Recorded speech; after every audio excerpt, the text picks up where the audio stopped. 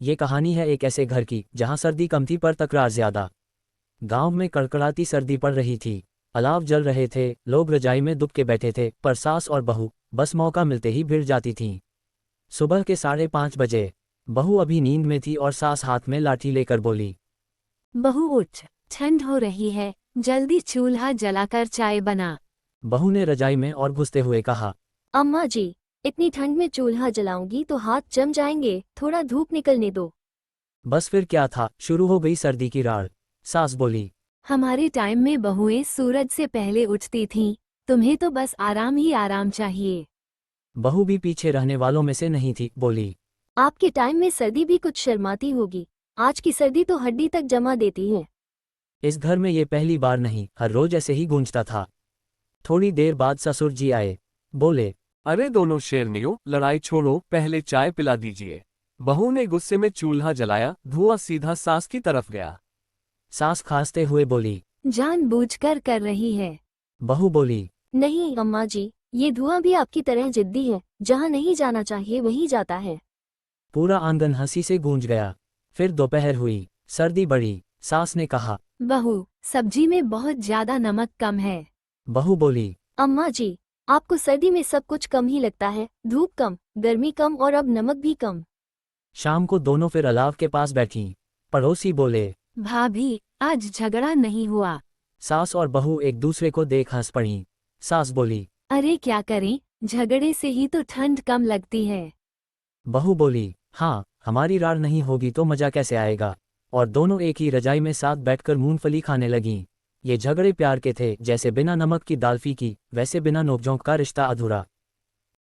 काजल बहू। हाँ मम्मी जी। ले बहू, ये कपड़े तो फोल्ड कर दिए हैं, कुछ और काम हो तो बता। नहीं मम्मी जी, सारा काम मैं कर लूंगी, आप रहने दो। अरे क्या बहू, बैठी तो हूँ मैं, जा सब्जी ले आ, सब्जी काट देती हूँ मैं। आज तो पापा जी ने स्पेशली बोला है कि कढ़ी चावल बनाओ मेरे लिए। बहुत बार बोल चुके हैं कि कढ़ी चावल खाने का मन कर रहा है, इसलिए आज तो मैं कढ़ी चावल ही बना रही हूँ पापा जी की पसंद का। देख ले बहू, तेरे ससुर जी को अच्छे से पता है कि मुझे कढ़ी बिल्कुल पसंद नहीं है, फिर भी जिद करके कढ़ी बनवाई लेते हैं।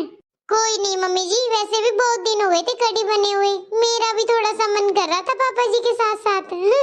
तेरा मन है तो बहू बना ले, मैं तो मीठे के साथ खा लूंगी चावल, मेरी चिंता मत करना। ला चावल दे दे, चावल तो साफ कर दूं मैं, जब तक तुम कढ़ी बना लो। हाँ मम्मी जी, अभी लेकर आती हूँ, वो तो आप साफ कर दो।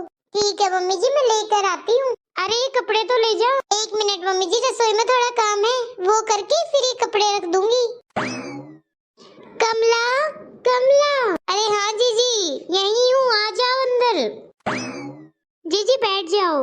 और बता कमला, सब ठीक? क्या कर रही थी? कुछ नहीं जीजी, बस ये थोड़े कपड़े थे, उन्हें फोल्ड करके रखा था, बहू तब तक खाना बना रही है। कमला, तुझे तो सुख ही नहीं है, बेटे की शादी के बाद भी तेरा यही हाल है। बहू आने का फायदा क्या हुआ तेरे घर में? अरे जीजी, अपने घर का ही काम है, कर लिया तो क्या हो गया, कौन सा मैं पतली हो जाऊंगी घर का काम करके। देख कमला, बहू तो मेरे भी आई है, लेकिन जब से बहू आई है मैं तो एक भी काम नहीं करती घर का। अगर मुझे पानी पीना हो तब भी मेरी बहू ला के देगी मुझे, तो एक आवाज में बहू काम करती है मेरी। अगर हम ही काम करते रहेंगे तो बहू लाने का फायदा क्या हुआ? तू भी बहू आने का सुख भोग ले, क्या सारी जिंदगी काम करती रहेगी? नमस्ते आंटी जी। नमस्ते बेटा।